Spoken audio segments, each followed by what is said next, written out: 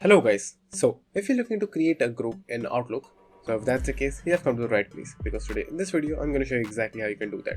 Now firstly what you have to do is just simply open your Outlook application, then click on the contacts icon over here. Now as you can see, you will find the contacts that you have over here. Now to create a group, what you have to do is just simply click on new contact group over here, and for some reason if you're unable to see this option over here, it should be somewhere over here, maybe in a Dropbox. So just simply find this particular option and after that click on it. Now enter the name of your group, let's say test. Now click on add members, and over here you will find three options: from Outlook contacts, from your address book, or from new email contacts. So for me I will just simply choose Outlook contacts, click on it. Now over here you will find all of your contacts. So now what you have to do is just simply click on the contact that you want to add, then click members over here. Now do this for all of the person that you want to add in your contact group.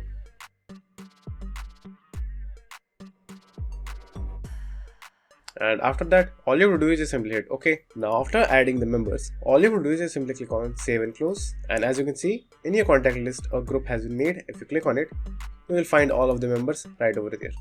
Now, if you want to send email, click on email. Then let me show you how you can use that group. So click on new email, and in to, just simply write the name of your group, or you can just simply click on it and choose test.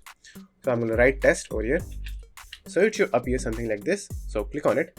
Now, if you click on the plus icon over here, as you can see, if you expand the list, Outlook will replace the list with its member. If you want that, you can do that as well.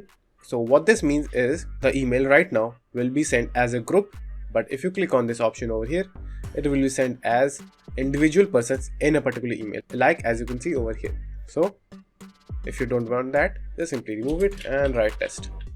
So after that, just simply write your email, your subject, and send the mail.